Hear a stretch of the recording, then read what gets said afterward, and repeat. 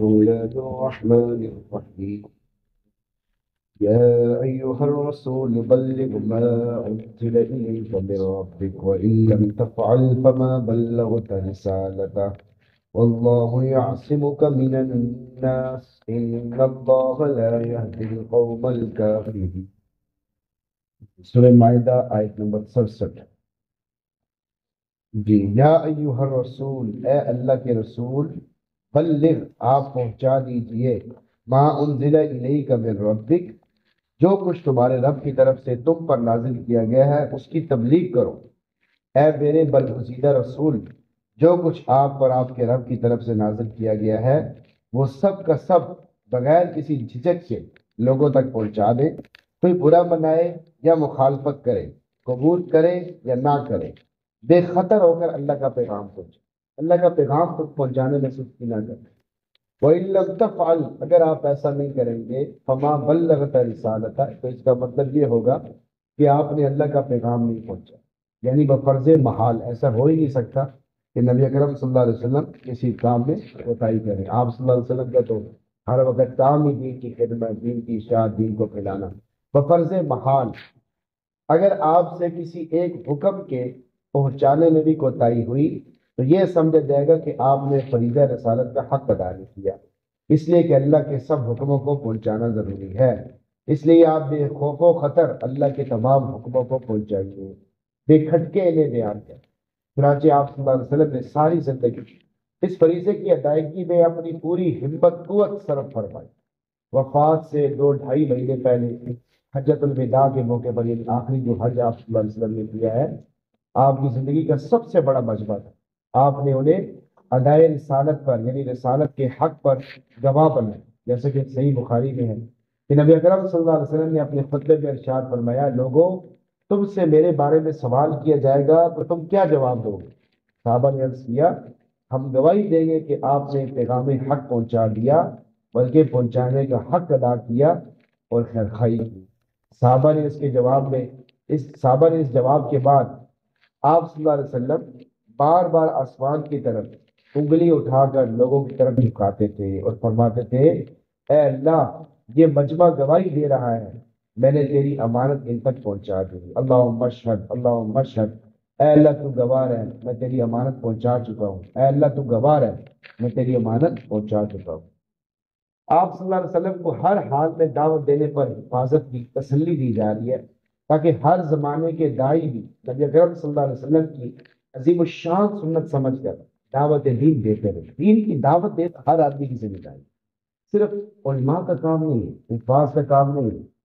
یہ ہم بہت بڑی غلط فہمی ہے ہمارے اندر کہ یار بس یہ مولویوں کا کام ہے دین کی دعوت دینا۔ اسی وجہ سے لوگ کہتے ہیں کہ یار یہ مولویوں نے اپنے سے بنایا ہوا ہے، یہ جو حکم پسند نہیں آتا نا، یار یہ مولویوں نے اپنے سے بنایا۔ بھائی آپ کی ذمہ داری ہے، سب کی ذمہ داری، ہر کلمہ پڑھنے والا اس کی ذمہ داری ہے لوگوں کو دین کی دعوت، لوگوں کی فکر کر، نماز کی فکر کر، کیونکہ نبی نہیں آئے گا بتانے کے لیے، سمجھانے کے لیے، دین پر لانے کے لیے، کوئی نبی نہیں آئے۔ ختم نبوت ہے آپ صلی اللہ علیہ وسلم کی شان ہے، اس کے بعد اب کسی نبی نے نہیں آنا، تو ہر آدمی کی ذمہ داری۔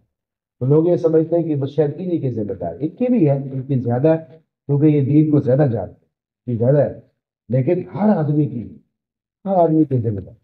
اور کوئی مطلب کوئی بھی مسئلہ ہوتا ہے، کوئی جگہ ہوتی ہے، لوگ کہتے ہیں بولتا جواب دیتے ہیں، سب کی ذمہ داری ہے کہ وہ جواب، سارے دین کی بات کی جواب، دین کی بات میں بھائی دین کے لیے کیا خدمت ہے۔ ایک آدمی تھا، ایک دفعہ آیا، اس نے کہا جی یہ وہ فلاں، حضرت نے کہا ٹھیک ہے، ہاں آپ نے آج تک دین کے لیے کیا خدمت کی؟ وہ میں اصل میں جو ہے وہ پچھلے نہیں، آپ نے کیا خدمت کی، آپ اپنا بتائیں، کوئی ناراضگی والی بات نہیں، آپ بتائیں آپ نے دین کی آج تک کیا خدمت کی؟ بس وہ سمجھ کی دعا بھی نہ آ رہا اس کو۔ حالانکہ وہ اتنا یہ فلانا ہو گیا کہ میری بیوی چلے گی، اس کا بھی وجہ جو ہے وہ علماء کرام ہے، لیکن وہ کیسے ہے کیونکہ علماء کرام نے مجھے دین کی دعوت نہیں دی، مجھے سمجھایا نہیں۔ اگر مجھے سمجھایا، اصل میں حضرت جی ہمارے جو حضرت ہے نا، وہ کسی کو بھی کھڑا کر دیتے ہیں کہ جو بات کرنی ہے کر، تو وہ کیا بولتا رہتا ہے کہ اس نے بڑے عجیب عجیب الفاظ ہوتے، اس نے کہا کہ وہ علماء دین کی خدمت نہیں کرتے، دین کا کام نہیں۔ حضرت نے کہا ٹھیک ہے، جب اس کی بات پوری ہوئی تو ٹھیک ہے، علماء دین کا کام نہیں کرتے، آپ نے دین کے لیے کیا خدمت کی آپ بتائیں۔ وہ اصل میں تو کراچی میں ہوتا ہوں، تو وہ ماحول ایسا ہے، حضرت کا ماحول جو بھی ہے نا، تو بتا تو دین کے لیے کیا خدمت؟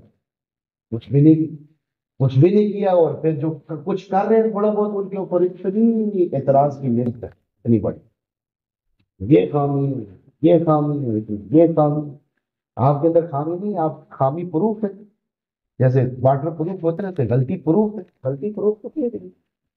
یہ ایک آدمی پوچھے نہیں، ایک آدمی حافظ ہے، اس کو قرآن کو یاد نہیں ہے، پیچھے والوں کو تکلیف ہو رہی ہے، تو عوام کو جو یہ مشقت ہو رہی ہے تو اس کے بارے میں کیا حکم ہے؟ میں نے کہا عوام اتنی بھی مشقت نہیں برداشت کر سکتے، یہ کس طرح کی عوام ہے یار؟ میں نے کہا کہ جو مسئلہ ہے، مسئلہ ایک بہت روگ ہوتا ہے بھائی، اس پہ تو کبھی پیٹ میں درد شروع ہو جاتا ہے، کبھی کیا مسئلہ ہوتا ہے، آپ کو پتہ ہی نہیں ہے ان چیزوں کا مستقل طور پر۔ یہی مسائل ہوتے ہیں، یہ اتنا آسان نہیں ہے، یہ بڑے رسول ہے۔ اس میں تو آدمی اللہ، میں نے کہا دو باتیں، ایک تو آدمی قرآن یاد بھی کرے، اور دوسرا اللہ کی کوئی خصوصی رحمت ہوتی ہے اس کی وجہ سے بندہ وہ چلا چل سکتا ہے۔ بعض اوقات یاد بھی کیا ہوتا ہے، سب کچھ ہوتا ہے، زبان نہیں چلتی، سب کچھ یاد کیا ہوتا ہے لیکن زبان چل ہی نہیں ہوتی، وہ اللہ اپنے فضل سے اپنا چلاتا ہے، ورنہ بہت مشکل ہے۔ اب لوگوں کو پتہ ہی نہیں، لوگ کہتے ہیں یار بس پتہ نہیں کیا ہے۔ تو واللہ یعصمک من الناس، اللہ تمہیں لوگوں سے بچائے گا، یعنی ہم تم کو اعدائے اسلام کے دشمنوں سے محفوظ و معمون رکھنے کی ذمہ داری کا اعلان کرتے ہیں، تمہیں یقین دلاتے ہیں کافر، منافق، مشرک، یہودی جو بھی دشمن ہوں گے وہ تمہیں ہلاک نہیں کر سکیں گے۔ اللہ رب العزت کا یہ وعدہ پورا ہوا، اور دشمن قتل کی پوری کوشش کے باوجود آپ صلی اللہ علیہ وسلم کو قتل نہ کر سکے۔ ہجرت کی رات دارالندوا میں قتل کے لیے جمع ہوئے، مگر اللہ نے بچا لیا، یہ سارے اکٹھے ہوئے۔ پھر ایک موقع پر حضور کو گھر بلایا، اور پھر جو ہے وہ ایک جگہ پہ بٹھایا، اور اوپر سے یعنی ایسی جگہ پہ بٹھایا کہ جہاں پہ نا اوپر سے پتھر گرایا جا سکے۔ تو آپ صلی اللہ علیہ وسلم وہاں جا کر بیٹھ گئے، اب پیچھے سے اوپر سے پتھر ایسے جیسے پھینکنے لگے نا، منی وہ کر رہے تھے ارادہ، جبرائیل علیہ السلام آ گئے کہ بھائی آپ اس جگہ سے نبی علیہ السلام آ کے کر لو۔ اب انہوں نے ان کی یعنی ایک سازش بھی ختم، یہودیوں نے پتھر گرا کر آپ صلی اللہ علیہ وسلم کو ختم کرنے کا ارادہ کیا، لیکن ناکام۔ کھانے میں زہر ملا کر آپ کو پیش کرنے، کھانے میں زہر آیا تو حضور صلی اللہ علیہ وسلم فرمایا ہاں شروع کریں، تو وہ ایک دو صحابہ نے کھا لیا، حضور بھی کھانے لگے، لیکن وہ جبرائیل علیہ السلام آ گئے کھانے لگے، آپ نہ کھائیں۔ یہ اللہ کے ساتھ خصوصی تعلق ہوتا ہے نا، پھر اللہ حفاظت فرماتے ہیں۔ کھانے میں زہر ملا کر آپ کو پیش کرنے کی کوشش کی گئی، مگر اللہ نے حفاظت، اللہ ہی حفاظت فرماتے، اللہ ہی حفاظت۔ ان اللہ لا یہدی القوم الکافرین، یقین رکھو اللہ کافر لوگوں کو ہدایت نہیں دے گا، یعنی اللہ تعالیٰ کافروں کو قدرت نہیں دے گا کہ وہ اپنا مقصد حاصل کر سکے اور آپ کو قتل اور دین اسلام کو مٹا سکے۔ اتنی بے حیائی پھیل رہی ہے، اتنی بڑی بڑی تنظیمیں بنی، اسلام ماشاءاللہ پھر بھی اسی ترتیب سے دہائی۔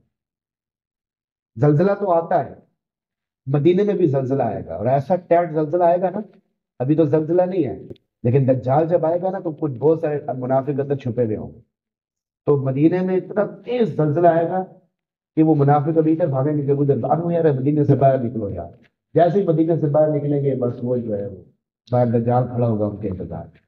مکہ اور مدینہ میں بھی تیز زلزلہ آئے، ان کو باہر نکالیں گے، اور جب تک یہ باہر نہیں نکلیں گے وہ زلزلہ آتا رہے، کیونکہ دجال نہ مکے کے اندر جا سکتا ہے نہ مدینے کے اندر جا سکتا ہے۔ ہاں یہ میری شان ہے مکہ اور مدینہ۔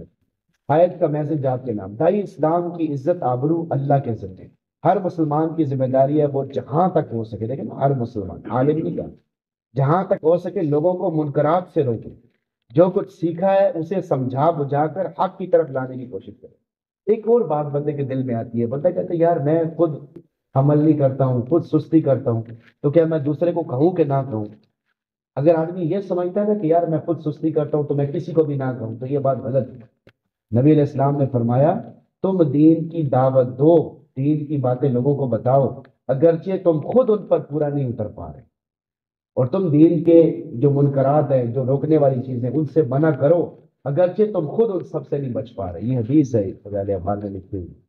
تو آدمی یعنی دعوت دیتا رہے، اس کا مطلب یہ ہے کہ اگر ہر آدمی یہ سمجھے گا میرے اندر کمزوری، تو ہر بندے میں کسی نہ کسی چیز میں کوئی نہ کوئی کمزوری تو ہے، لیکن حکمت سے کام لینا، احسن طریقے سے پیغام پہنچانا ضروری ہے۔ اللہ تعالیٰ دعوت کی برکت سے دائی اسلام کی عزت میں بھی حفاظت کرے گا، عزت بھی بڑھائے گا، اور آبرو کی بھی خود حفاظت کرے گا۔ اگر کسی وقت بدبخت نے ہلاک کر دیا تو مقام شہادت مل کر دنیا آخرت کی سرخروئی پھر بھی حاصل ہو جائے گی، یعنی اگر کوئی مصیبت آ دی گئی، تو دنیا کی ظاہری زندگی ہے جس میں مصیبت آئے گی، لیکن مرنے کے بعد ہمیشہ ہمیشہ کی مدد شروع ہوتا ہے. اللہ تعالیٰ ہم سب کو عمل کرنے کی توفیق عطا فرمائے. الحمد للہ والعاقبۃ للمتقین الصلاۃ والسلام علی سید الانبیاء والمرسلین. ربنا آتنا في الدنيا حسنة وفي الآخرة حسنة وقنا عذاب النار. ربنا اغفر لنا ذنوبنا وإسرافنا في أمرنا وثبت أقدامنا وانصرنا على القوم الكافرين. یا اللہ جو کچھ آ گیا سن اس پہ عمل کرنے کی توفیق عطا فرما. دین کے کاموں کی ہمت طاقت قوت شوق ذوق عطا فرما. یا اللہ میں قرآن پڑھنے سننے سمجھنے کی توفیق عطا فرما. رمضان کے روزوں کی طرح ہمت طاقت قوت شوق ذوق عطا فرما. اور ہم میں سے جس کے لیے کوئی جائز حاجت ہے، کوئی پریشانی کوئی مسئلہ ہے، سب کے معاملات کو حل کرو، سب کی پریشانیوں کو دور کرو. آخری وقت میں اپنے فضل سے کلمہ نصیب کرو. فلسطین کے مظلوم مسلمانوں کی مدد کرو، بے کس مسلمانوں کی مدد کرو، مجبور عورتوں اور بچوں کی مدد کرو.